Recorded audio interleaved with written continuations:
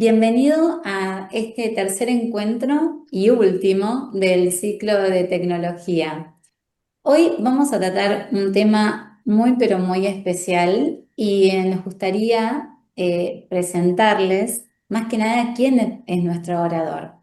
El tema que es como distópico y muy particular en esta época de tantos movimientos tecnológicos es el futuro del trabajo, ¿no? Y el trabajo del futuro.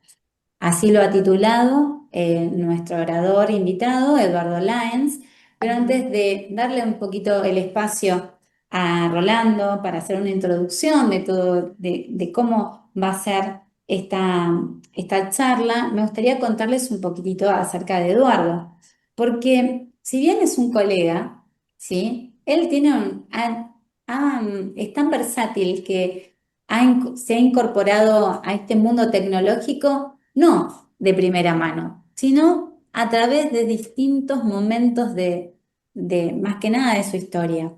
Es licenciado en marketing y tiene un máster en inteligencia artificial generativa, pero es fundador y CEO de Vareos, y que es una empresa que es líder en el sector tecnológico. Y esto no empezó de un día, de un día para el otro, y él lo va a contar un poquitito mejor, pero quiero que a ustedes les quede claro que el perfil que hoy vamos a tener, ¿sí? Es muy reconocido en el ambiente, en el sector, y tiene una particularidad que es muy generoso. Él es docente en nivel secundario y es donde ahí comienza la transformación. Hoy la docencia, en los cuales la gran mayoría de los profesionales de económica estamos también, está totalmente hackeada. Y arranca desde mucho antes. Nosotros lo tomamos mucho en la universidad y esto arranca de mucho antes. Y él también nos cuenta mucho de todos estos cambios, porque es autor del libro Humanware, ¿no? Y es algo muy interesante que también nos va a contar un poquito, porque ya lo empiezo a comprometer. Pero no me quiero extender demasiado y quiero ver si vos, Rolando, podés interiorizarnos y darnos este primer puntapié acerca de cómo vamos a desarrollar esta charla. Muchas gracias a todos. Gracias, Andrea. Bueno, gracias, Eduardo, también por estar presente y por todos los que están viendo este video.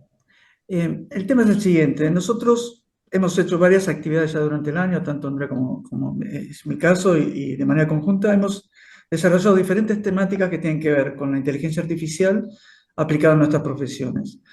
Queda claro ya a esta altura de que no va a ser un impacto clarísimo en la forma de trabajar a partir de ahora y en el futuro próximo. Pero lo que no queda muy claro es qué impacto va a tener en lo que es el trabajo y el empleo del futuro. ¿Qué Sí. nuevas habilidades tenemos que desarrollar?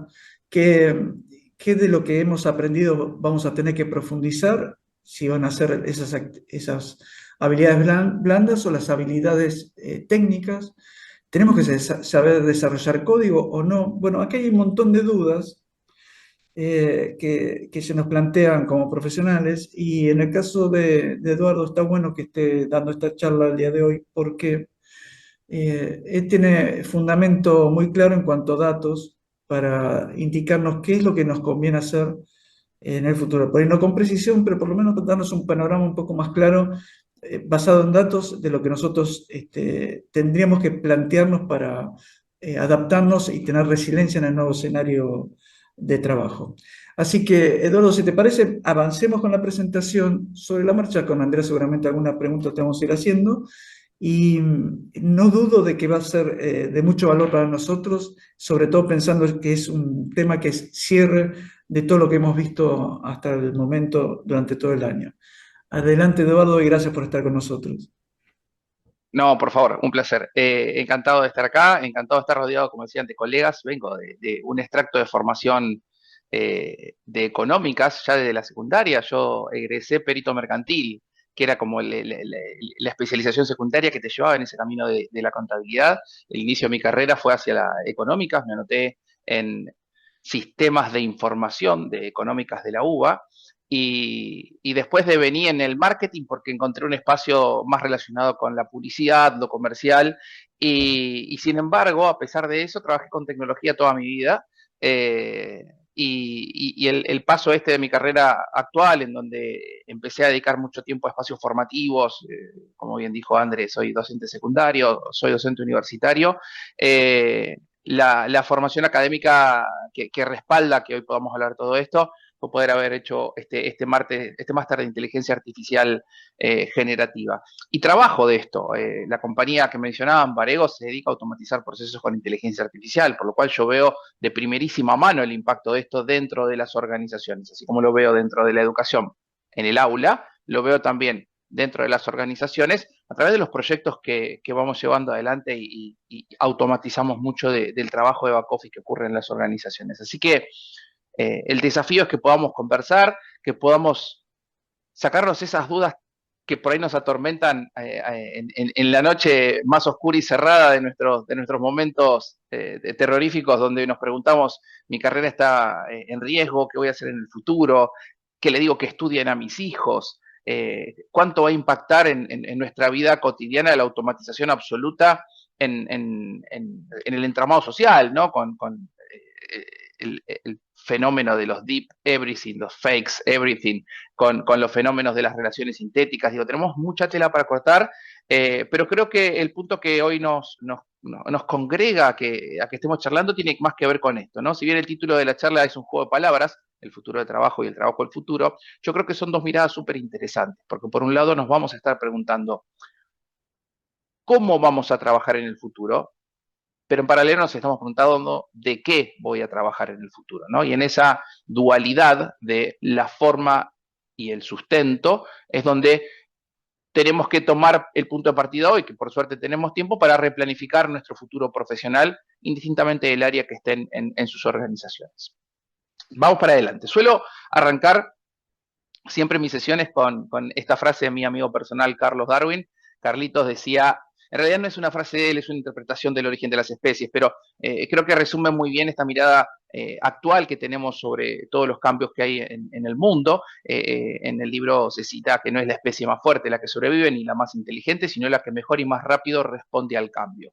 Y ese desafío es un desafío que nos atraviesa en nuestra dimensión profesional de manera cotidiana, porque pucha, hay un cambio tras otro. Todos los días nos enteramos o nos madrugamos con una noticia nueva de ahora la inteligencia artificial puede hacer tal cosa. Y esa frontera de esa habilidad ejecutiva cognitiva que tenía esta tecnología se corre cada día y toma más espacios de relevancia dentro de las organizaciones. Pero me gusta decir, esto no es nuevo, esto pasó toda la vida. Creemos que esto es nuevo porque es coyuntural ahora para nosotros, lo estamos viendo en primera persona, pero para citar que esto pasó toda la vida, siempre cuento este ejemplo anecdótico de lo que es la industria de la recolección del hielo en los Estados Unidos, allá por el 1800. Si todos vieron la película Frozen, saben que el hielo se cortaba de los lagos y los cargaban en carretas para distribuirlo tan lejos como te diera el clima sin que se te derrite ese mismo hielo. Allá ya más en el 1870 aparece la primera fábrica de hielo en Nueva Orleans, y allá por 1930, 1927, General Electric lanza su primer heladera domiciliaria. El aprendizaje que deja el análisis de este ciclo es que ninguna empresa de recolección de hielo se transformó en una fábrica de hielo, y ninguna fábrica de hielo se convirtió en una empresa de electrodomésticos. ¿Por qué? Porque los cambios tecnológicos abruptos rompen la dinámica de mercado, generan una ventaja para el incumbente, el nuevo competidor que ya trae esa tecnología incorporada, y desplaza a los competidores tradicionales que no supieron anticipar esa curva tecnológica tan cerrada que venía y quedan completamente fuera de mercado. Pasó, pasa y va a seguir pasando, ¿sí? Todas las transformaciones tecnológicas que fuimos viendo a lo largo del tiempo generaron este tipo de impactos. Hoy tenemos una más. Y a mí me gusta siempre decir, creemos que la actual es la última y más trascendental. Y no, es una suma más acumulativa sobre todo lo que venimos arrastrando como humanidad en la transformación tecnológica, pero es una más.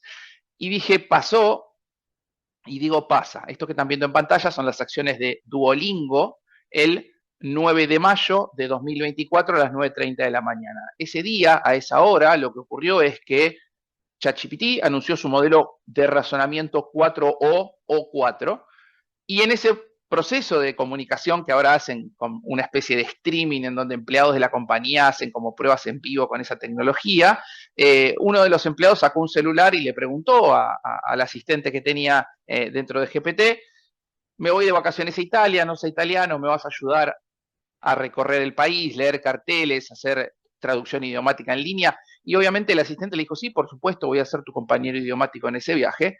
Y las acciones del Titán, el líder absoluto indiscutido en educación idiomática, se desplomaron y no volvieron a levantar. Pasó con las fábricas de hielo, pasa con los competidores actuales. De nuevo, la ventaja la tiene el incumbente, el que llega con una agilidad, con una tecnología disruptiva. El desafío lo tenemos aquellos que estamos en organizaciones que ya tienen 10, 15, 20, 50 años y que nos hemos convertido en una especie de elefante blanco, muy estable, pero con una velocidad de maniobra que demanda tiempos para poder acomodar esa estructura a la nueva forma de operar, a los nuevos desafíos tecnológicos que propone el mercado. Cuando nos hacemos la pregunta de, ¿pero es verdad que esto viene a reemplazar puestos de trabajo? Vuelvo a decir lo mismo. Pasó siempre. Los operadores, agricultores que hacían con esfuerzo físico manual pozos en la tierra para poder sembrar, cuando vinieron las primeras máquinas sembradoras, dijeron: me quedé sin trabajo, ¿de qué voy a trabajar en el futuro? Pero puedo ir más atrás. Cuando llegó la imprenta de Gutenberg, los luditas dijeron: nos quedamos sin trabajo, nosotros éramos los que escribíamos a mano las copias de los libros. Esto que están viendo en pantalla es el cambio en requerimiento ocupacional, puestos de trabajo nuevos, entre hombres adultos entre el 1980 y el 2015 en el mercado americano. Y fíjense que en esa línea del 0%, por encima los puestos que eran más requeridos, por debajo los puestos que empezaban a ser menos requeridos en esa cinta de tiempo. La pongo a propósito porque esto ya es anacrónico, ¿no? Estamos hablando del 80 al 2015. Estamos hablando de otro planeta prácticamente, pero el fenómeno ya se veía. Lo que vemos en esta cinta refleja que la tecnología, el impacto tecnológico en los trabajos operativos de oficina, ya generaba esta disrupción. Fíjense un detalle de color. Si bien el eje, obviamente, de las X nos va a mostrar el crecimiento de las porcentuales respecto de los puestos de trabajo, en la otra dimensión, lo que vemos es una escala de sueldos bajos, sueldos altos, pero relacionados con el nivel educativo o el nivel de certificación educativa que tenía esa persona. Entonces, no tiene relación inherente con el nivel educativo, porque los dos extremos crecen, sino que tiene que ver con la forma del trabajo o las capacidades específicas que esa persona pone en su trabajo. En el sector más izquierdo de este gráfico, lo que vemos es servicios personales, servicios de limpieza y servicios de protección. Estamos hablando de enfermeros, estamos hablando de personas que cuidan niños o que cuidan ancianos, estamos hablando de trabajos presenciales de seguridad, estamos hablando de necesito al humano, necesito una persona que esté ejecutando esa tarea. En el otro extremo, en donde aparecen los de alto pago, alto nivel educativo, aparecen los técnicos, aparecen profesionales recibidos, sobre todo aquellos que tienen títulos de grado, como puede ser un abogado, un contador, un ingeniero, y por supuesto aquellas personas que tienen roles de dirección ejecutivo, que son los que definen estrategias corporativas. ¿Qué es lo que queda en el centro? Que es ese valle en donde vemos que sí ya había una retracción de cantidad de puestos de trabajo. Tiene que ver con operarios de producción en líneas de fábrica, porque la tecnificación de las líneas de fábrica reduce mano de obra. Estamos hablando de todo lo que tiene que ver con empleados administrativos y de back office, y ya empezaban a aparecer retracción en muchos de los segmentos de puntos de venta, ¿no? Y hoy se nota muchísimo, hoy vamos a un mundo self-service, en donde la venta en su gran mayoría la ejecutamos nosotros, o desde una plataforma móvil, o porque vamos a un restaurante y piqueamos un QR y hacemos el pedido online y nos lo traen a la mesa y después pago con el mismo celular. Todas esas tareas claramente están siendo suplidas por la tecnología, pero seguimos trabajando con información vieja. Todavía les mostré nada de lo que está ocurriendo hoy, pero sí quiero que vean que hay una tendencia que se viene arrastrando a lo largo del tiempo, que obviamente nos lleva a estos espacios. La luz al final del túnel, o el mensaje positivo que quiero dar es, quien le está hablando y muchos de ustedes que me están escuchando ya vivieron esto y sobrevivieron profesionalmente esto. Entonces, no es para desesperarse, no es para pensar, me jubilo, me tengo que jubilar antes porque ya no sé qué hacer, o me voy a quedar sin trabajo y no voy a poder encontrar un lugar para poder continuar mi carrera profesional hasta que decida tomar esa decisión de jubilarme. Por lo cual, no desesperen, esto ya ocurrió y supimos adaptarnos. Hay un estudio que a mí me gusta mucho, que es del World Economic Forum, se emite todos los años, resume lo que ocurrió en el mercado laboral en el año anterior. El estudio se llama The Future of Jobs, el futuro del trabajo, literalmente, y sale todos los eneros. ¿Sí? Atentos ahora, dentro de pocos días de diciembre, la primera semanita de enero, ya va a salir la versión que va a resumir 2025. ¿Sí? Este estudio, lo que están viendo en pantalla, resume lo que ocurrió durante 2024, ya mostraba una tendencia de, vamos a decir, perdedores y ganadores en el mundo del trabajo. ¿Cuáles son los trabajos que se empiezan a requerir cada vez menos y cuáles son los trabajos que se requieren cada vez más? Pero hay una mirada dual que tiene que ver con un crecimiento o decrecimiento porcentual y, por supuesto, lo mismo neto y porcentual para también la parte de crecimiento. ¿Por qué? Y porque tiene sentido tener las doble miradas, porque a veces los porcentajes se engañan. Puede haber un puesto que crece o que decrece porcentualmente mucho porque su comparativa contra el año anterior no tenía la misma medida. Sin embargo, también nos puede interesar la segunda mirada, que tiene que ver con los millones de puestos que crecen o que decrecen, porque ahí en realidad estamos tomando valores absolutos y eso tiene un impacto muy severo en la economía. Para poder analizar eso, miremos simplemente esta gráfica. Lo que están viendo ahora son los puestos que más se redujeron en porcentaje.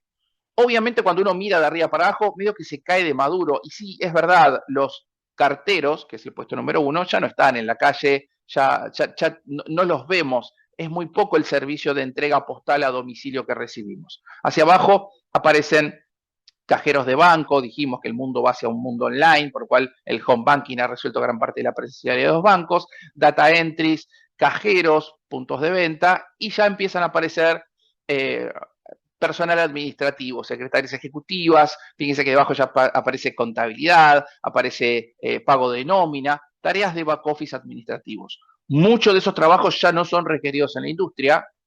No quiere decir que echen gente, quiere decir que no hay posiciones que se están abriendo con el mismo volumen con el que se abrían antes, ¿sí?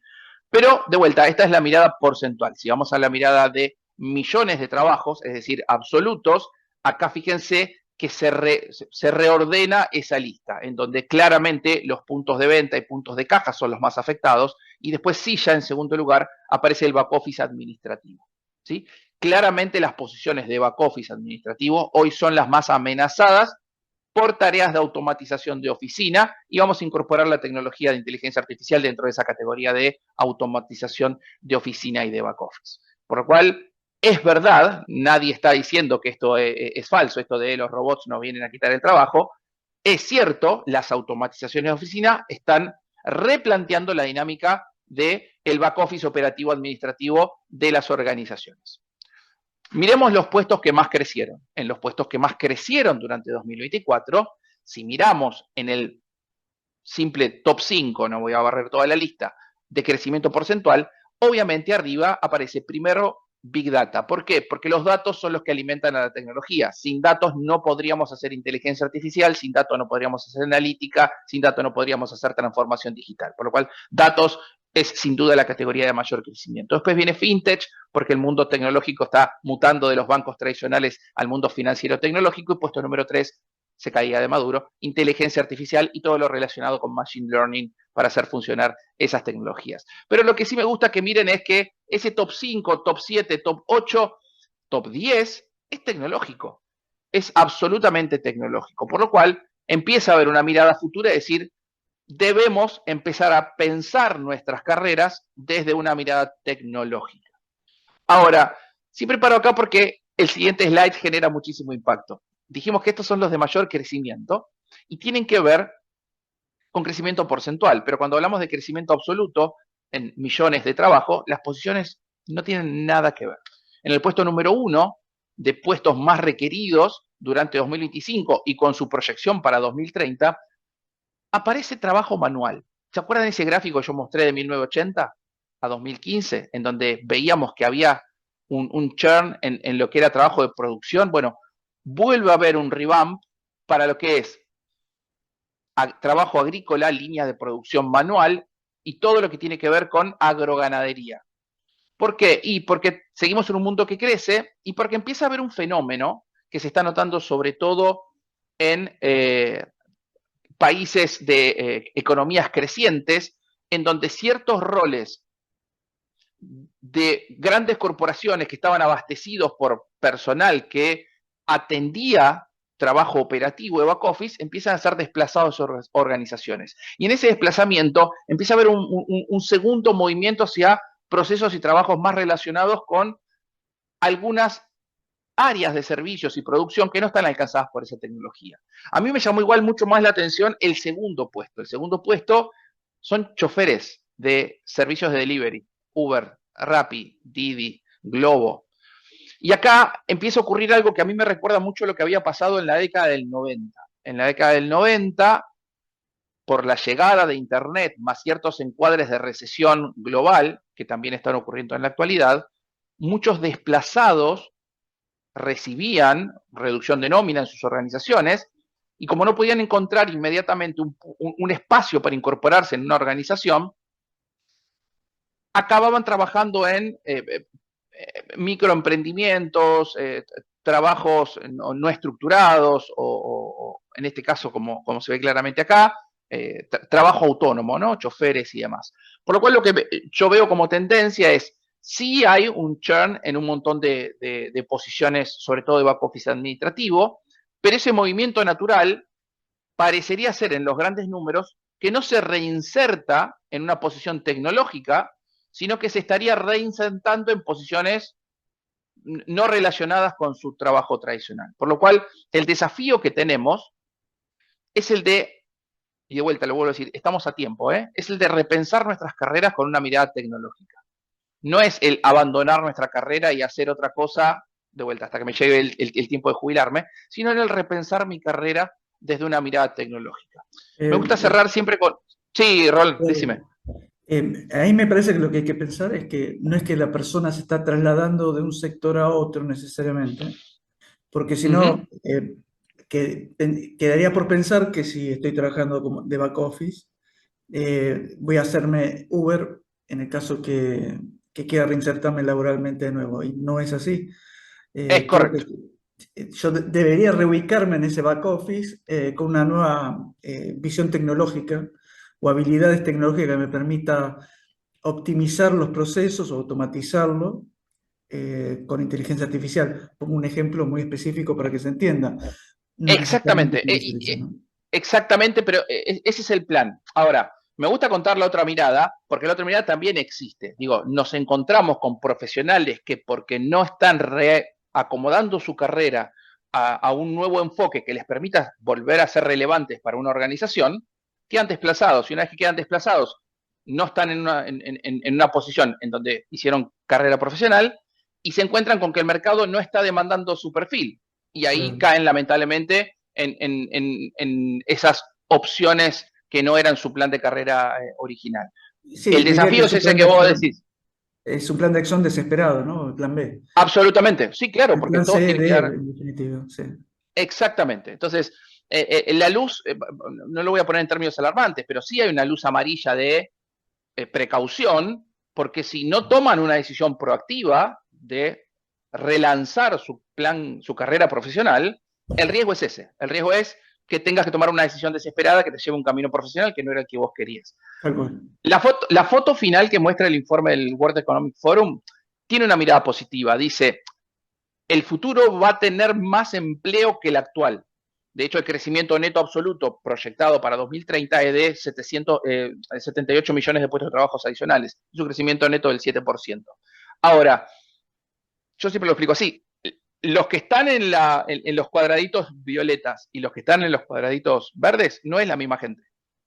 Lamentablemente no es la misma gente.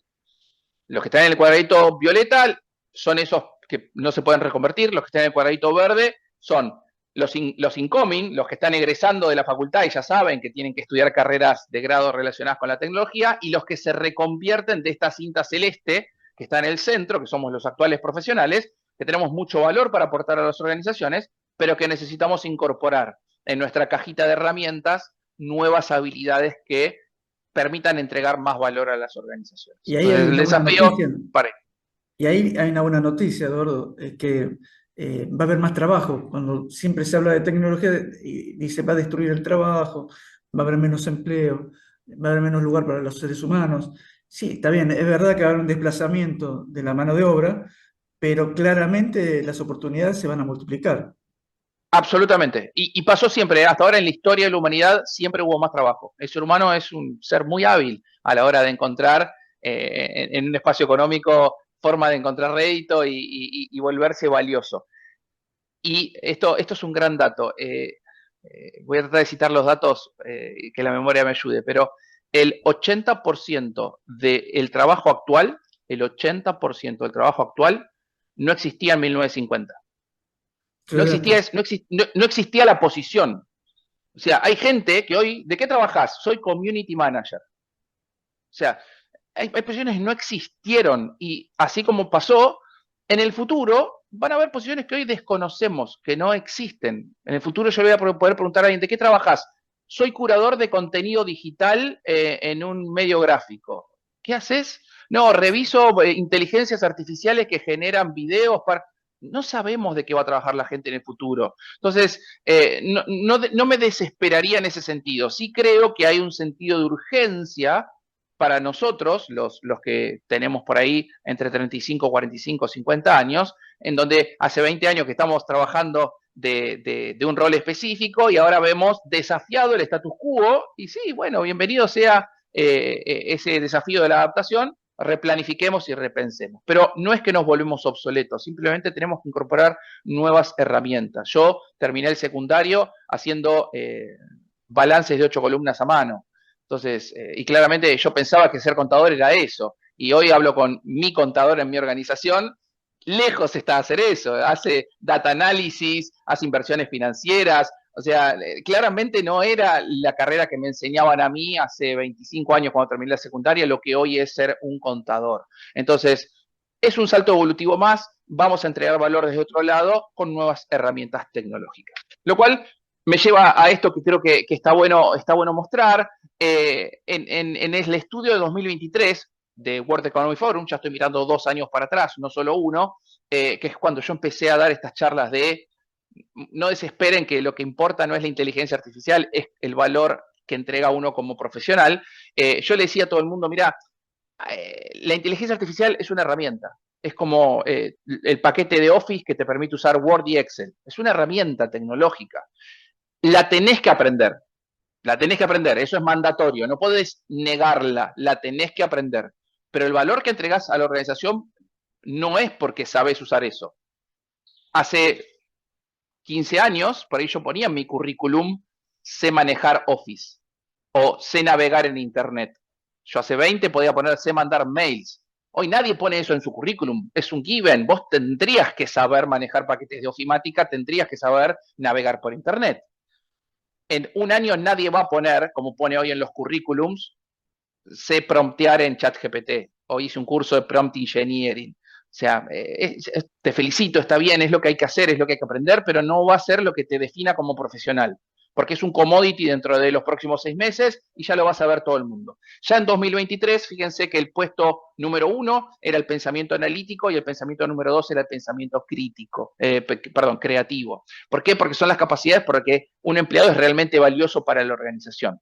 Y cuando yo decía esto, había muchas personas que me decían, sí, bueno, lo que pasa es que el futuro, la transformación, la tecnología va a ser cada vez más importante, qué sé yo. Salió el informe de 2000, el de 2020, que resume 2024, el 2025, y fíjense que inteligencia artificial se cae del top 10, se cayó del top 10. Y las 10 primeras posiciones de las habilidades más requeridas durante 2025 fueron habilidades blandas. Pensamiento analítico, resiliencia, flexibilidad, liderazgo, pensamiento creativo, motivación. Technological literacy, eso es entender la tecnología, no escribir código. pero sí tengo que entender qué hacen estos modelos para tomar criterio de si es relevante para mi posición y mi función en el trabajo.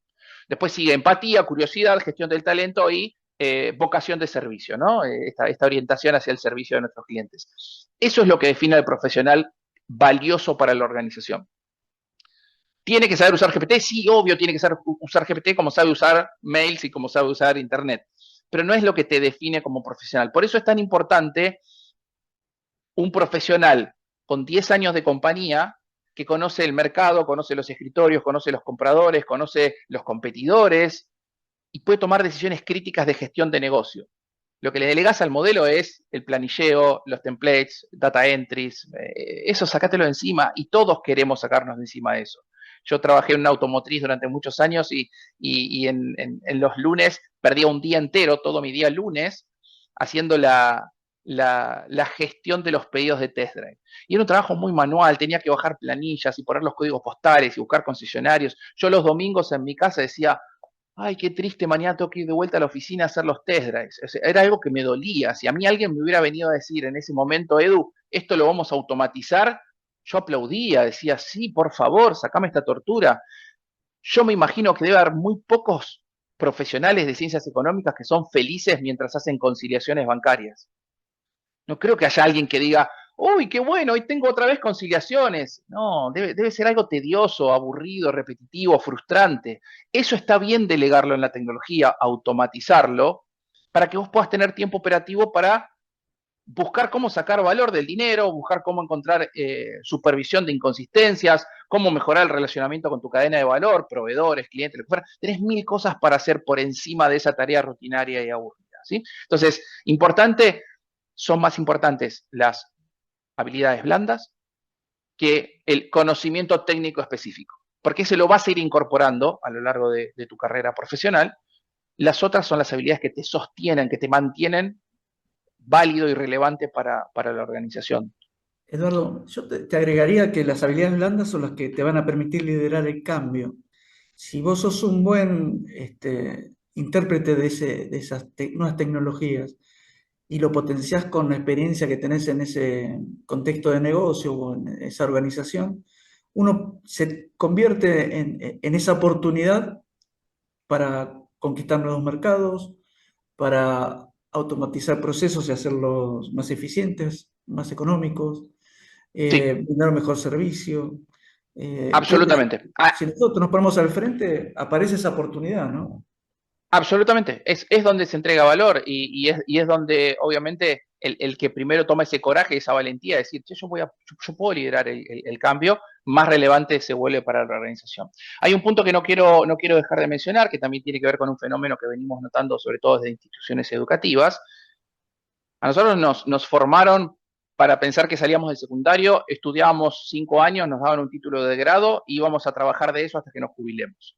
Se acabó. Hoy el mundo está yendo hacia un modelo de microlearnings o microbatches, en donde haces cursos de 2, 3 meses, recibís un certificado, ese certificado va a tu perfil de LinkedIn y eso le demuestra a la comunidad profesional que te estás manteniendo al día con el aprendizaje. Y creo que mucho de eso es lo que hacen los consejos, las cámaras, que permiten que sus profesionales matriculados se mantengan relevantes. Digo, este formato, esta charla que estamos haciendo, claramente va para ahí, ¿no? Para cómo bajamos conocimiento cotidiano para que se mantengan relevantes en el día a día. Y ese es, sin duda, el salto que creo que más ha transformado la educación de los últimos años y más vamos a notar en el futuro. Si a alguien no le gusta estudiar, lo lamento. El futuro es del que se mantiene relevante leyendo noticias, entendiendo normativas, entendiendo nuevas tecnologías casi todos los días de la semana. Yo dedico un rato de mi mañana a mirar noticias tecnológicas y entender qué es lo nuevo, si lo nuevo tiene sentido o no tiene sentido, porque es la única manera de mantenerme relevante para poder seguir entregando valor. Así que, nada, a no quedarse cómodos en un espacio de relax, hay que estar atentos a absorber conocimiento constantemente. Cuando hice una charla similar para una universidad que justo nucleó a todos sus estudiantes egresados de contabilidad, a todos los contadores. Uno se me acercó y me dijo, Edu, a mí me da mucho miedo, la verdad que yo realmente estoy preocupado, veo que en mi trabajo están yendo a automatizar tareas que son las que yo hago y eso me va a dejar sin trabajo. Y yo le dije, contame qué haces. Y me dijo, mirá, yo lo que hago son las conciliaciones bancarias, los pagos a proveedores, asientos, la carga de asientos impositivos, y le paso un informe a tesorería respecto de los flujos bancarios. Digo, mirá, lo que veo es que vos describís o definís tu vida Ujú. profesional como las tareas operativas que ejecutás, no como el valor que le entregás a la compañía. Y eso es lo que te da esa inseguridad. Vos haces eso porque hoy es lo que te dieron para hacer, pero vos tenés capacidades para otras cosas y esas mismas tareas que vos me definís muy operativas, vos las podrías definir desde una mirada de valor. Si yo te volviera a preguntar qué es lo que haces, vos me podrías decir, soy un analista senior contable financiero que busca discrepancias en movimientos bancarios para asegurar el retorno de inversión de la compañía. Me podrías explicar con una prosa de muchísimo más valor lo que haces. Y cuando lo pones en ese nivel, te das cuenta que las tareas operativas no son lo que te definen. Lo que te definen es el valor que vos entregás con la información que surge después de las tareas operativas. Si las tareas operativas las hace una automatización, vos el valor igual lo podés seguir entregando. Entonces, aprendamos a separar esas tareas manuales repetitivas, que sí son las que queremos, como bien decía Rolando, levantar la mano y decir, che, ¿por qué no automatizamos esto? Lo puede hacer mejor, más rápido, 7 por 24. Y yo voy a estar dedicado a encontrar mejor retorno de inversión, de retorno de valor del capital de la compañía, para aplicar programas de incentivos, para encontrar incentivos tributarios nuevos para la organización. No sé, tenés mil cosas para hacer que entregan valor a la organización sin tener que estar haciendo con un resaltador y una regla en una hoja, conciliaciones bancarias, buscando a ver si coincide el cheque de terceros que te endosaron con una factura que vos habías emitido hace 15 días. Eso creo que de vuelta no lo quiere hacer nadie y está bien que se automatice. Yo les dije que los cambios tecnológicos desde la revolución industrial para acá, desde la imprenta de Gutenberg para acá, han traído estos saltos evolutivos que proponen el desafío de repensar la operatoria de una organización.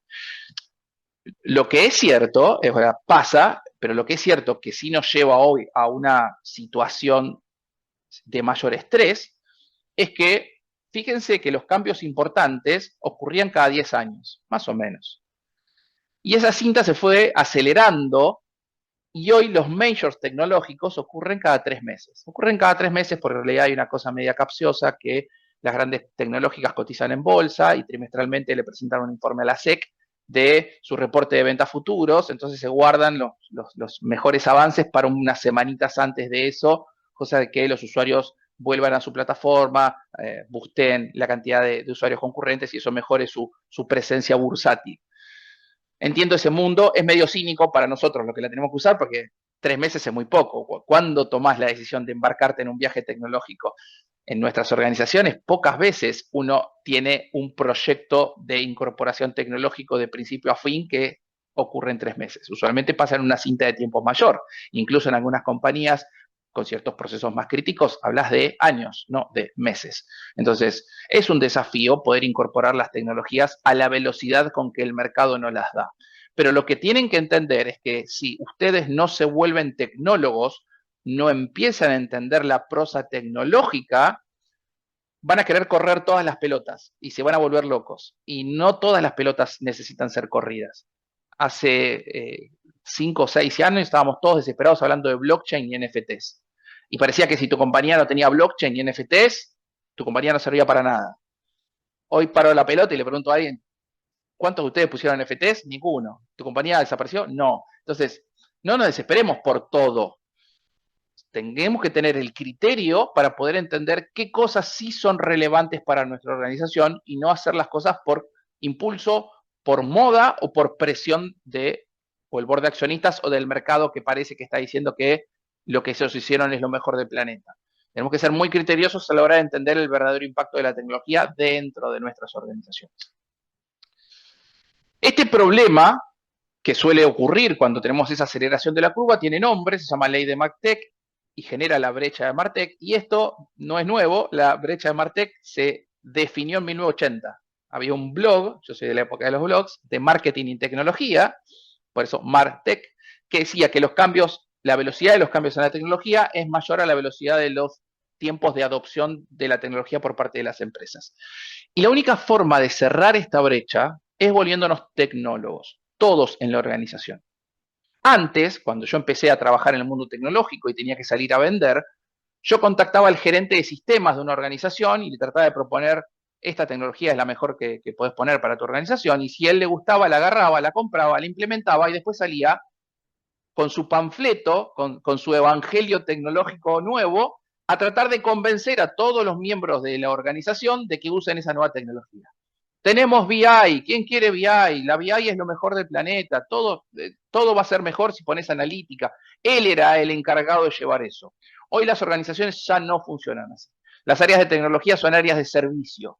Las áreas de negocio, administración, finanzas, recursos humanos, marketing, legales, operaciones, ventas, ven la tecnología, deciden si la tecnología es relevante y se acercan a tecnología para decirle: ¿me compras esto? O peor, che, te aviso, ya compré esto porque es un servicio de nube y lo voy a empezar a usar así, así, así. El área de negocio es la que impulsa el uso tecnológico hoy. Por eso, Roland, te sigo dando la razón con eso que decías de: somos nosotros los de área de servicio los que nos damos cuenta qué es lo que necesitamos para nuestro futuro profesional. Y si nosotros somos los que tomamos esa bandera y lideramos el cambio, no tenemos por qué tener temor de perder el trabajo, porque por el contrario, somos los que vamos a liderar y después monitorear las automatizaciones desde un lugar de supervisión. Voy a separar el uso de inteligencia artificial dentro de las organizaciones en estos tres grandes mundos.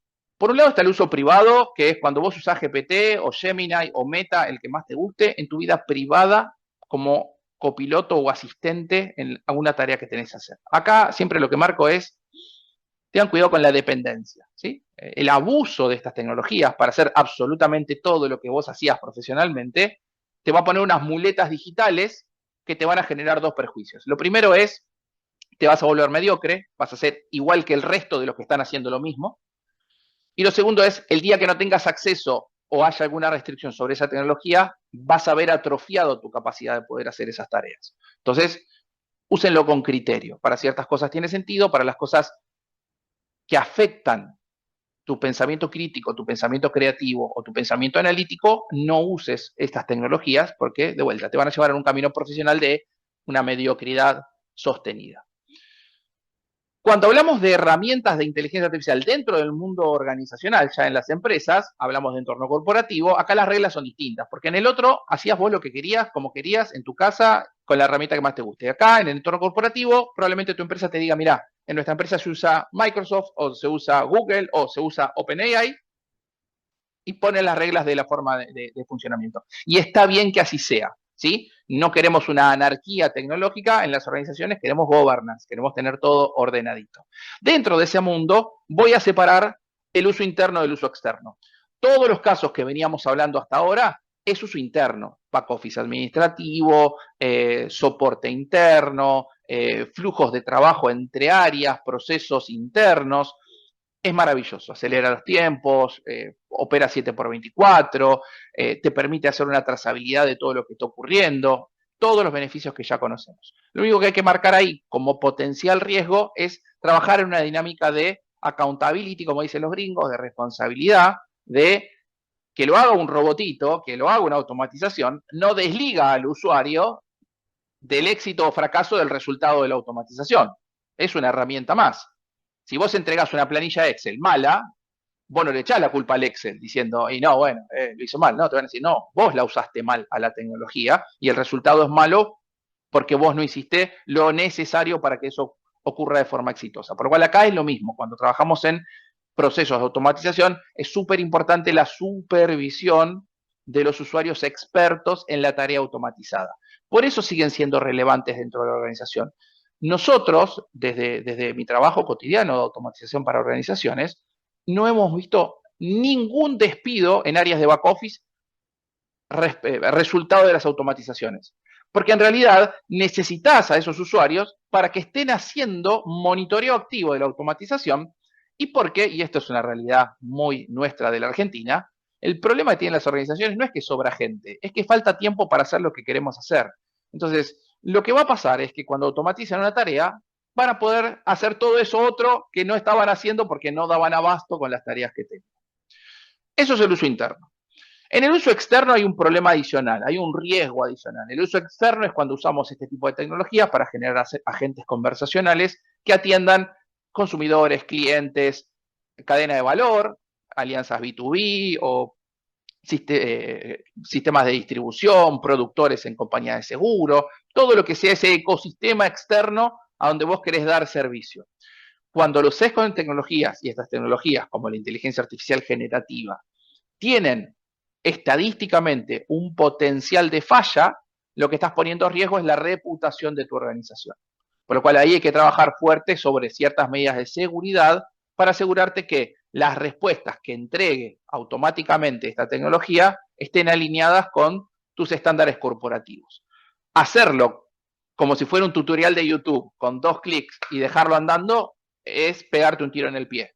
Lo más probable es que falle, lo más probable es que fracase y te encuentres con que de un día para el otro tu compañía se volvió o un meme o un tweet diciendo mirá la ridiculez que dijo este robot de la compañía X porque no lo prepararon correctamente. Entonces, guarda con esa frontera, porque si fracasa la automatización puertas afuera, lo que está en juego es la reputación de tu organización. Si fracasa puertas adentro, Friends and Family, somos nosotros, charlaremos entre nosotros, lo vamos a arreglar y vamos para la siguiente iteración. Hacia afuera hay gente que está mirando y que puede tomar ventaja, como pueden ser tus competidores, como pueden ser el propio mercado, de esa falta de profesionalismo o esa falta de control que no hayas puesto en la implementación tecnológica.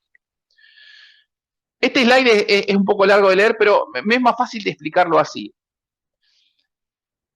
Cuando hablamos de, no, porque yo tengo miedo de que estas tecnologías me quiten el trabajo, y yo muestro este slide y digo, hoy trabajás así, como está a la izquierda. Hoy todo fluye por, te mando un mail con una planilla y después entro al sistema y lo cargo yo y te devuelvo la planilla y me mandas otro mail, y es un caos de idas y vueltas sin versión, sin control, cajas negras.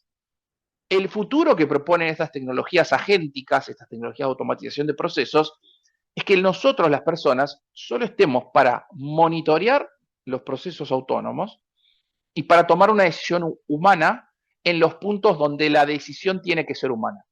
Obviamente hay reglas muy simples. Yo puedo definir dentro de una automatización si la factura es de más de 50.000, la aprueba el gerente. Si es de menos de 50.000, se carga automáticamente. Es una regla, es simple. Ahí no necesito un control humano. Ahora, si yo tengo que hacer un otorgamiento crediticio basado en la relación comercial de tu mejor cliente, y probablemente yo quiera poner una persona a que tenga un criterio humano para definir qué es relación comercial, qué es proyección de futuro, porque hay variables, cuestiones de intuición que las tenemos las personas y que no las tienen estos modelos. Entonces, las personas vamos a estar para eso, para los caminos de excepción, para los caminos de análisis y para, obviamente, el monitoreo de las automatizaciones de back office. Dijimos hasta ahora un montón de veces agentes de inteligencia artificial y creo que casi todos ustedes ya deben haber escuchado las frases agentes de inteligencia artificial más de una vez. Vamos a explicar qué cosa no es un agente y qué cosa es un agente. Lo voy a hacer bien rápido como para que les quede por lo menos el glosario y el léxico de qué es una cosa y qué es la otra. Las soluciones conversacionales con inteligencia artificial que tradicionalmente vemos las llamamos chatbots. Responden preguntas. Yo suelo decir el ejemplo, si yo le pregunto a un chatbot cuál es el horario de apertura de las oficinas comerciales, te va a decir de lunes a viernes hábiles de 9 a 18. Me dijo la respuesta, no le importa ni quién soy ni por qué tengo que ir a las oficinas. Sin embargo, si yo incorporo en esa herramienta tecnológica memoria y contexto, ahora cuando yo le haga la misma pregunta, la respuesta va a ser ajustada a mis necesidades. ¿Me decís cuáles son los horarios de apertura de tus sucursales? Me va a decir, sí, por supuesto, decime cuál es tu número de cliente y qué problema estás teniendo para que yo te pueda redireccionar a la mejor sucursal para vos. ¿Sí? Hasta ahí siguen siendo las mismas soluciones. Me dio una respuesta un poco más afinada. Cambia el verbo, ya no es respondeme, es ayúdame, pero sigue siendo un formato pregunta-respuesta. Cuando a esas tecnologías le incorporamos la capacidad de ejecución, se transforman en agentes. Un agente es una solución que entiende tu ecosistema tecnológico en la organización y tiene los permisos, las credenciales para ejecutar tareas de manera autónoma. ¿Cuáles tareas? Todas. Vas a definir vos cuáles son las fronteras de riesgo que querés cruzar o no. ¿Querés que cargue asientos en tu ERP? Quiero, perfecto. ¿Querés que entre al home banking a hacer consulta de saltos? Quiero. ¿Querés que ejecute automáticamente transferencias bancarias? No, no quiero. ¿Querés que entre a tu portal de Arca y cargue las declaraciones juradas de IVA? Y no, no quiero. Lo definirás vos. ¿Puede hacer todo? Sí. Pero vos definís la frontera de riesgo donde querés que esto tenga, obviamente, un control, una supervisión humana. La pregunta que tradicionalmente hacen las organizaciones que se acercan a nosotros para implementar agentes viene con la premisa media así como solapada de y porque yo quiero achicar costos y porque me dijeron que hay que reducir. Y lo cierto es que los escenarios de reducción de costos que quedan como consecuencia de una automatización de procesos son muy poquitos y muy particulares. En la gran mayoría, las automatizaciones de back office lo que entregan son, obviamente, aceleración de tiempos, lo que antes te tardaba una semana, ahora te va a tardar un día, y escala. Con la misma estructura y equipo que tenías, ahora tenés la capacidad de llegar a muchísimas más personas, a nuevos mercados, a nuevos países, puedes dar servicios en nuevas líneas operativas que antes no tenían, de vuelta, escala. Y para poder explicarlo, siempre suelo usar este ejemplo. Supongamos que a mí viene alguien y me dice, Edu, necesito automatizar tareas en mi oficina porque quiero reducir, porque somos demasiados, los costos son muy grandes y demás, necesito reducir. Y le digo, ok, ¿cuáles son las tareas que querés automatizar? Y me define múltiples tareas para perfiles múltiples que tiene su organización. Veo los ejemplos que recién veníamos hablando. Supongamos que me dice, mira, quiero automatizar las conciliaciones bancarias, los pedidos de vacaciones, la emisión de pagos, la recepción de facturas. Cuando yo automatizo todas esas tareas, y solo para hacer fácil la matemática en el ejemplo, supongamos que esas tareas representaban el 25% del tiempo operativo de 4 personas, en la matemática yo podría haber reducido una persona. Son 25% de 4 empleados, es un FT, un full-time employee, podría reducir a una persona. Pero lo cierto es que no puedo, porque yo sigo necesitando el 75% de esas 4 personas que están haciendo tareas muy avanzadas que no pueden ser automatizadas. En estos escenarios son escenarios de escala, no son escenarios de reducción de costo. Por el contrario, ahora tenés que gastar más. En el P&L, aparte de los sueldos de los 4 empleados, tenés el costo de la licencia y el costo del consultor tecnológico que hizo las automatizaciones. Son escenarios de escala. El escenario de reducción de costos se da cuando vos podés identificar en una organización que hay empleados monotareas. Así como Chaplin en tiempos modernos, que iba a una fábrica y solo ajustaba la misma tuerca durante 8 horas, existen hoy posiciones que el 100% de su tiempo operativo están ejecutando la misma tarea. En esos casos sí tenés una potencial reducción de nómina, pero fíjense que es N-1. En esos 4 yo reduje 3 y dejo 1, que es el supervisor de la tarea, porque obviamente necesitas un ser humano que monitoree las automatizaciones. En esos escenarios, que son muy poquitos y muy específicos, sí podrías tener escenarios directos de reducción de personal o reducción de costos al P&L en definitiva al final. A la hora de plantear cómo miramos el retorno de inversión de una automatización, lo más natural que hace la gente es este P por Q, ¿no? De cuánto tiempo le lleva a la gente ejecutar esta tarea, multiplico eso por el valor hora de esa persona y tengo como una bolsa de gasto general. No está mal hacer esa cuenta, es una cuenta que a veces se queda corta a la hora de pensar realmente el impacto en nuestras organizaciones de una automatización. Yo, aparte de ese ahorro potencial de tiempo humano, tendría que saber que ahora tengo disponibilidad nueva, ese tiempo que reduzco, esa gente ahora está disponible para hacer cosas de mayor valor, por lo cual eso es plata, literalmente, es plata, tengo horas hombre disponible para ejecutar nuevas tareas y tengo que asignarle un valor a la disminución de errores. Si la tarea que yo estaba haciendo había error humano, me elimino el costo de retrabajo o las penalidades asociadas a ese error humano. Y por supuesto, la aceleración del tiempo. Hay muchas veces que el time to market en un proceso de negocio es literalmente plata que va al P&L. Si tu proceso de onboarding tardaba 3 semanas y ahora tarda 3 días, vos estás adelantando 2 semanas y media el cash flow de tu compañía. Y eso tiene un valor de mercado que se puede calcular muy fácil. Me gusta terminar este formato taller siempre diciendo, llévense estas ideas para tratar de identificar en su organización qué cosas pueden hacer que realmente le traigan valor a la organización. Porque como decía Rolando, lo mejor que te puede pasar es levantar la mano y decir, jefe, tengo una idea, o socio, tengo una idea, podemos cambiar la forma en la que operamos con tecnología y automatizando procesos. Para saber qué cosas realmente entregan valor, el primer filtro duro que tienen que pasar es encontrar casos de uso internos de su organización que tengan estas tres variables. La primera, obviamente, es volumen. Nos importa algo que ocurre muchas veces en nuestra organización. Cuando digo volumen, hay dos formas de mirar volumen. Está el volumen en meseta, esto tiene una carga estable, me ocurre 4 horas por día, todos los días, a 2 personas, sostenido en el tiempo, pero a veces me importa el volumen en pico. Esto no pasa todos los días, pasa una vez por mes, pero cuando nos pasa nos bloquea la operación.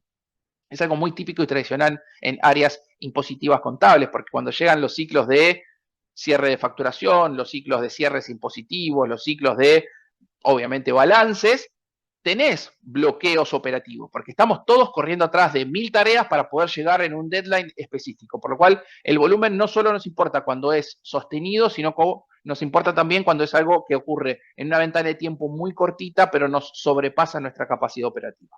Uno es volumen. La segunda es el error humano, y el error humano muchas veces le gana al volumen. Siempre cuento este caso, en una organización en la que nosotros trabajamos, había una persona que se dedicaba todas las mañanas a ir al Banco Nación, tomar la cotización del dólar y cargarla en el ERP para poder operar en multimoneda durante ese día. Una de esas veces, esta persona se equivocó en una décima el valor del tipo de cambio y lo cargó mal. Obviamente nadie lo vio. 3, 4 días después empezaron a llegar los reclamos de los clientes diciendo me facturaste mal, necesito nota de crédito, me facturaste mal, me facturaste mal. Se dieron cuenta que habían operado compras de bienes también con ese error en multimoneda. Tardaron 3 semanas en corregir asientos contables. Por lo cual el error humano es mayor que el impacto del tiempo. ¿Cuánto le llevaba a esa persona a hacer la carga? 3 minutos, 2 minutos, 5 minutos si se tomó un café. No es una cuestión del tiempo de la tarea operativa, sino del impacto en el error humano. Y todas las organizaciones saben dónde está esa piedra en el zapato, en donde dicen, otra vez nos equivocamos acá.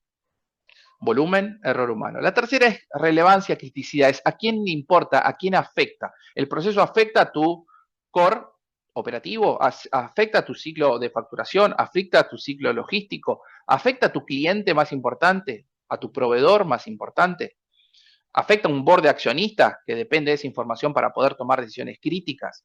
Yo siempre digo, es como pensar, si nos equivocamos en esto, se enoja alguien muy importante. Yo sé, alguien muy importante, siempre digo que es un tiranosaurio que si ruge, todos nos agachamos y nos asustamos. Entonces, el mejor caso que puedes encontrar para automatizar en tu organización es el que tiene volumen, te pasa muchas veces, tiene error humano, te equivocas un montón, y cada vez que te equivocas, ruge el tiranosaurio y tenés que agachar la cabeza. Si encuentran esos casos, tiene una ventaja competitiva maravillosa para poder atravesar y realmente transformar sus organizaciones. ¿Es lo único que tienen que mirar? No, es la primera barrera. Les dejo esto como aprendizaje para filtrar después de haber cruzado esa primera barrera. Porque hay veces que, si bien yo puedo encontrar muchos casos que coinciden con esas tres primeras dimensiones, volumen, error y alta exposición o criticidad, si el proceso que van a automatizar mejora la moral del empleado, acuérdense de Edu haciendo los test drives esos lunes cuando no quería trabajar, háganlo. Queremos a los empleados felices y comprometidos con la tarea, no renegando de la tarea. Si lo que van a hacer mejora la satisfacción de tu cliente, mejora el NPS, háganlo primero. ¿Por qué? Porque queremos cross-selling, upselling, clientes felices. Y si lo que tienen que automatizar mejora el cumplimiento regulatorio, háganlo sin duda, porque muchas veces esas certificaciones o acreditaciones son las que te permiten operar el negocio. Entonces, hagan un ranking que priorice no solo que cumplan las tres primeras premisas, sino que acompañe alguna de estas nuevas dimensiones que les acabo de dar, porque esas son las que entregan valor de forma cuasi inmediata a la organización. Arriba de lo que tienen es un mini flujograma que dice, ok, ya te diste cuenta que esto es volumen, error y tiene criticidad, pero ¿tenés el proceso documentado? ¿Sabés realmente cómo ocurre? La madurez, el grado en la que documentas tu proceso, afecta directamente al éxito de tu proyecto de implementación tecnológico. Pensá en cómo te vas a integrar con todos los aplicativos con los que tenés que trabajar para que esto funcione automáticamente. No me puedo integrar con cualquier cosa. Hay veces que sistemas no son tuyos, son de terceros y no te dan acceso. Hay veces que tenés acceso a través de unos llaveritos token que tenés que poner 6 dígitos en una web. Pensá cómo vas a resolver las dificultades de integración antes de lanzarte con un proyecto de integración. Y por último, siempre es el momento para parar la pelota y decir, este proceso tal como lo hacemos hoy, ¿es la mejor versión del proceso que podemos hacer? Porque si tu proceso es feo, vas a tener un proceso feo automatizado. O sea, no digitaliza en la burocracia. Es el momento para parar la pelota y decir, podemos hacerlo mejor, podemos eliminar cosas, podemos sumar cosas que no hacíamos porque no nos daban las manos y ahora con tecnología sí podemos. Antes de salir a automatizar, replanteen y vuelvan a pensar cuál es el mejor escenario posible para ese proceso que ustedes quieren automatizar.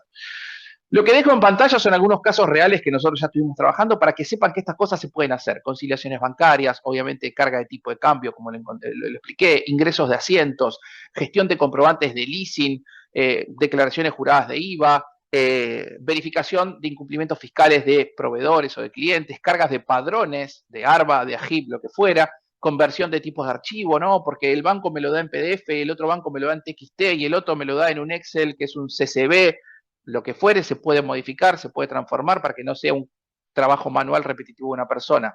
El armado de los estados contables, las cargas de las facturas. De vuelta, piensen todos los casos operativos repetitivos. Si ustedes lo pueden bajar a una lógica de cumplimiento operativo, lo más probable es que se pueda programar en un agente de inteligencia artificial que les quite de encima esa carga tediosa y repetitiva que muchas veces nos toca hacer. Y si no me equivoco, es el último slide. Es el último slide, no me equivoqué. ¿Qué les Excelente. pareció?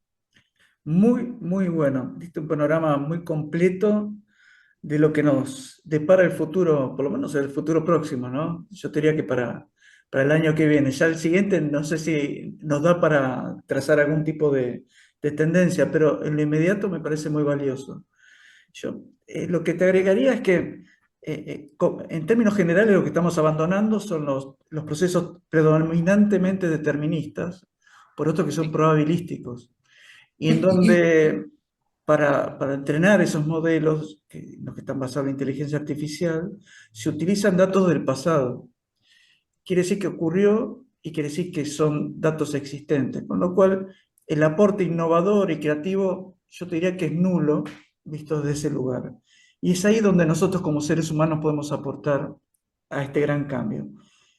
Aportar en ideas innovadoras, en creatividad, en comprensión de lo que es el negocio, en nuevas posibilidades y, y de alguna manera complementar todo lo que va a ser el futuro de los procesos administrativos desde nuestros valores humanos, rescatando todo aquello que hemos aprendido a través de nuestra experiencia, pero incorporando estas nuevas habilidades que vos mencionabas también, ¿no? Que tienen que ver con lo tecnológico.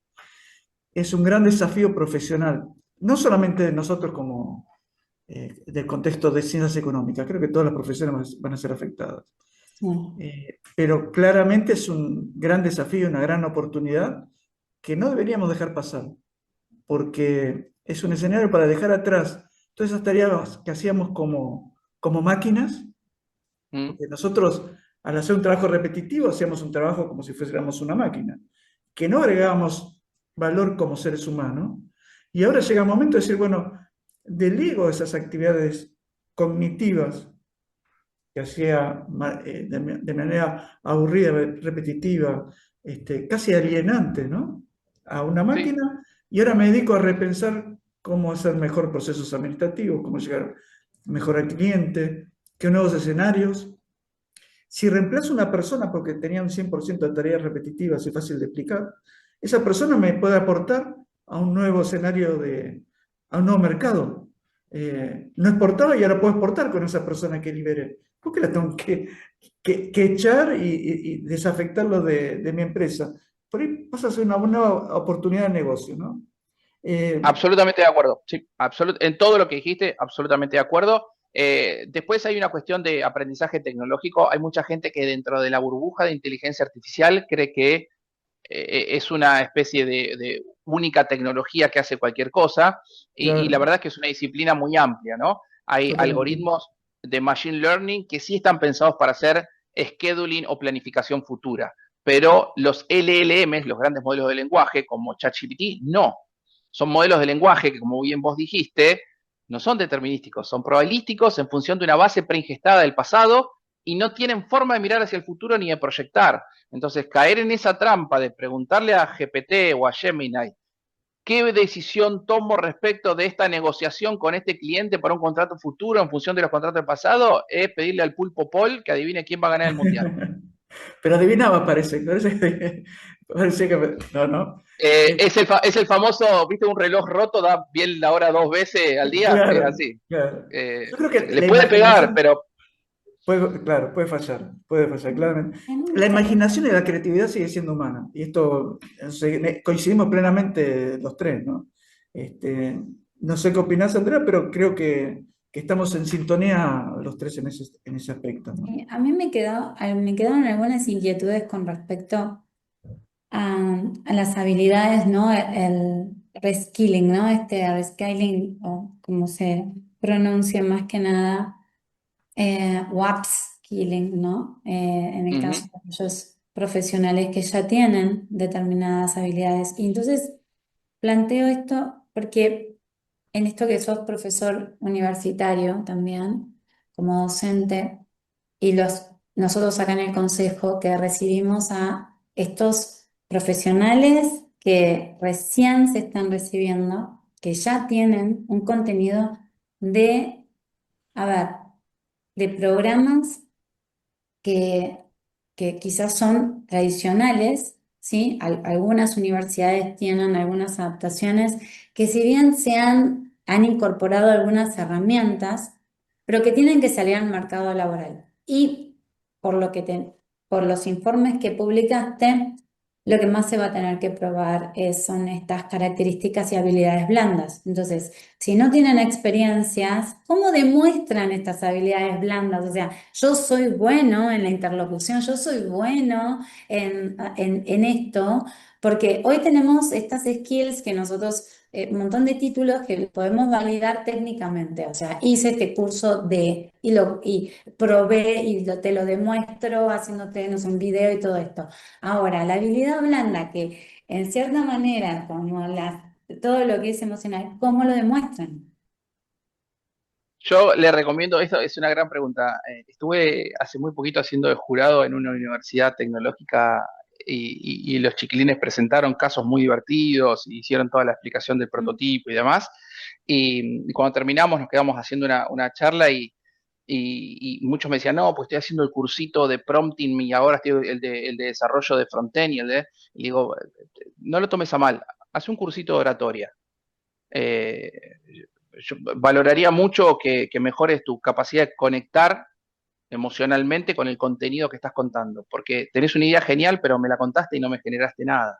Te puedo recomendar que hagas eh, algún taller de coaching para saber trabajar en equipo. O sea, así como existen cursos para incorporar información dura, existen obviamente también estos microlearnings de los que hablábamos para las habilidades blandas. Entonces, si sos un nuevo profesional, estás a punto de egresar, incorpora algunos de estos certificados o acreditaciones que también avalen cuestiones de las habilidades blandas, porque yo cuando selecciono personal para mi organización los miro. Yo le presto mucha atención. No me sirve solamente que diga el currículum, estuve 5 años en Globant. Sí, ok. Globant tiene 15.000 empleados. Pueden haber buenos y malos ahí adentro. A mí me importa saber en qué proyectos, con cuánta gente, cómo manejaste una crisis, cómo te enfrentaste a un desafío, cómo fue transicionar de un rol A a un rol B, porque esa adaptabilidad es la que quiero en alguien que pueda convertirse en una especie de jugador de toda la cancha, que a veces defiende y a veces ataca. Entonces, tómense un tiempo, jóvenes estudiantes, pero también nosotros, los adultos que ya estamos en esto, en no dedicar solo tiempo a aprendizaje puro y duro, sino obviamente a estas disciplinas adicionales que potencian esas habilidades blandas. Y eso puede ir al currículum tranquilamente. Total, Volver a la porque es fuente, algo ¿no? que, viste, o sea, se pueden cuestionar cómo demuestro esto, más allá de me gustó mucho el tema de aquellos, bueno, empecemos aquellos que no han podido trabajar ni en grandes estudios, ni en grandes compañías, ¿sí? O sea, empiezo mucho más atrás, porque como nos están viendo colegas que recién recibidos y a su vez aquellos que están con la matrícula en trámite y que tienen estas inquietudes y también estudiantes, porque al estar en YouTube estamos muy abiertos, es también así como has desarrollado toda esta hermosa charla, taller, que les va a quedar a todos, les va a resonar, ¿eh? En todo, desde el baby boomer hasta el centennial que está ahí dando sus pasos en la profesión, o sea, dentro de lo que es la carrera. Esto de demostrar, ¿no? Generar ese valor y mostrarse sobre todo. Porque hoy yo observo también como reclutadora y también como profesional que formo parte de distintos proyectos, como le pasa también a Rolando, es que el LinkedIn bueno, uno de si sería un pecado capital, sería la soberbia caminando y son todos brillantes, ¿sí? Es Sí, algo maravilloso, que es muy positivo, pero en la demostración, en estos campos, muchos que son hipertécnicos, que son fabulosos, y sobre todo mis amados equipos de sistemas, en los que las habilidades blandas son las que son las menos utilizadas frente a determinadas situaciones de tensión y de tomar decisiones, ¿sí? Que son muy fuertes, o negociaciones con equipos muy fuertes. Ahí, nada, perderíamos, si fuéramos hoy próceres, perderíamos de nuevo el Alto Perú. Y es, sí, sí. totalmente de acuerdo. Me pasaba lo decís y me voy acordando de casos que nos pasaron, ¿no? Con uno de Ujú, mis socios que me decía, Edu, para esta posición quiero a alguien que pueda soportar la gestión de un cliente conflictivo, ujú. porque todo lo técnico se lo puedo enseñar. Entonces, cuando mirábamos los currículums, no sé, si decía que el chiquilín trabajó haciendo atención en el mostrador de McDonald's de un shopping, me encanta. Si me decía que laburó en un call center atendiendo una cola de atención a clientes técnicos, me encanta, porque esa gente ya soportó la presión de poder gestionar una persona inquieta, ansiosa, frustrada y demás. Todo el otro se lo podemos enseñar. Entonces, no, no el nuevo profesional, el que tiene 22, 23 años, acaba de salir, no se siente seguro de su currículum porque todavía no tuvo la posibilidad de trabajar en un gran estudio contable o en una multinacional, no se tiene que frustrar. Lo que tiene que acreditar es que las experiencias profesionales previas que viene teniendo, por más que a él no le resuenen, a nosotros sí nos pueden resonar por los desafíos que le plantearon de cara a estas habilidades blandas. Todo lo otro lo van a aprender, ya les va a llegar el momento de estar en esa gran corpo o en ese mega estudio haciendo la tarea profesional para la que estudiaron. Mientras tanto, no se olviden de las habilidades blandas. Creo que es el mejor mensaje, Andrea, que podemos dar. Me gustó esa Fabuloso. frase. Y Es más, tengo que avisarle que ya estamos con tiempo cumplido, así que sí, sí, la última para adelante. cerrar. Humanware, contanos sobre tu libro Cuando, con alto gracias, impacto. gracias por preguntar. Cuando me metí con esto profesionalmente, me di cuenta que en el camino había cuestiones que tenían que ver con el entramado social y un impacto profundísimo en la sociedad y me preocuparon muchísimo los efectos colaterales. Me gusta decir que si a mí me hubieran dicho en 2004, cuando salió Facebook, que las redes sociales, aparte de permitirme hablar con mis compañeros de la primaria, iban a multiplicar la tasa de suicidio de adolescentes, yo no hubiera agarrado las redes sociales como las agarré. Hoy sabemos cuáles son los impactos y los efectos colaterales de esa tecnología, las redes sociales, ¿no? Cómo los algoritmos nos manipulan.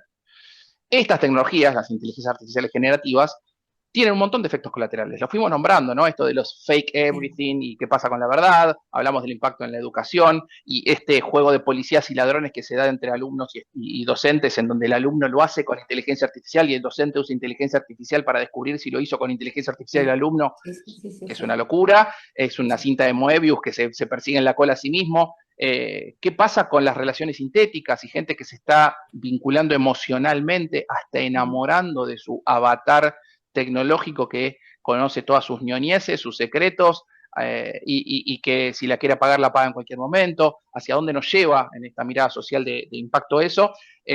Todos estos temas me empezaron a resonar mucho. Dediqué un año completo de investigación a tratar de entender el impacto pasado de las tecnologías y cómo esto iba a replicar nuevamente. Entonces eso me llevó a poder escribir este libro, Humanware, que trata de explorar eso, ¿no? La analogía que me gusta usar es este camino que estamos recorriendo con esta nueva tecnología. a priori parecería ser un campo minado, ¿no? Tengo que tener cuidado donde piso porque si caigo en una de estas dependencias tecnológicas, el impacto va a ser gravísimo para mi vida profesional. Ahora, cuando yo te doy reglas y te digo, para esto sí, para esto no, ya el campo minado no da tanto miedo, parece más el buscaminas, el jueguito de la computadora, en donde, bueno, si tengo reglas ya sé dónde están las minas y las puedo esquivar. Entonces, la propuesta que trato de hacer desde el libro es no de renegar de la tecnología, pero sí hacer una adopción consciente. Tenemos que ser realmente conscientes de para qué y cómo los estamos usando, porque no quiero ser un profesional mediocre, porque no quiero ser un ser humano dependiente de la tecnología, quiero convertirme en una mejor versión de mí mismo ahora utilizando tecnología. ¿Regular sí o regular no? O regular ni. ¿A vos qué te resuena cuando No, hablaste de para mí es regular? regular. Sí, sí, sí, para mí es regular sí, como en absolutamente todo lo que tiene efecto capitalista en el planeta, empiezan a aparecer jugadores abusivos. Entonces, obviamente hay regular sí. Ahora, el exceso de regulación es malo porque atenta contra la innovación y el desarrollo. Entonces, creo que hay por delante un gran debate que se va a dar durante 2026 en Argentina, que tiene que ver con la forma en la que queremos regular. Si queremos ir a un entorno restrictivo y limitado como el europeo, que no te deja hacer prácticamente nada, o queremos ir a un modelo por ahí más asiático, japonés, que dice claramente estas cosas están mal, las estafas digitales, la generación de imágenes de personas para vulnerar su imagen y decoro. Claramente hay casos que sabemos que están mal, esos buscamos su análogo en la legislación penal y lo transformamos en una nueva legislación civil económica, pero para el resto es crecimiento e innovación, tratemos de escalar como colectivo humano a un nuevo nivel de productividad utilizando tecnología. Entonces creo que sí hay una discusión sanita y divertida de la regulación que vamos a tener durante 2026. Para mí el regular es sí, obviamente poniendo reglas claras que permitan hacer crecer al ecosistema tecnológico, no achicar. Bien. A ver, yo continuaría hablando de otros temas porque la verdad que a mí me interesa, a vos también, Andrea, pero tenemos que ponerle punto final. Sí nos comprometemos al año que viene a retomar estos temas que estabas mencionando recién porque nos interesa desarrollarlos. Con lo que vimos hoy, sumamente satisfechos. Creemos que va a ser muy interesante para nuestros matriculados y para entender un poco mejor lo que viene de aquí en más con estas nuevas tecnologías. Quiero agradecer a todos los que nos acompañaron hasta el momento en todas estas actividades, que nos cuesta mucho con Andrea traer invitados y más. Poder contar con presencias como la de Eduardo para nosotros es excelente, pero requiere mucho esfuerzo, ¿no? Y la verdad que agradecemos también que nos acompañen y nos apoyen en eso. Bueno, vos, Eduardo, no te voy a decir que des una frase final porque ya diste varias y todas nos encantaron. Quedamos comprometidos para el año que viene a hacer una actividad más como la presente. Y Andrea, ¿te parece si ya cerramos la actividad de hoy? Sí, totalmente. Bueno, más allá de agradecerle a Eduardo, seguimos también debatiendo todos estos temas en redes. Es fundamental moverse.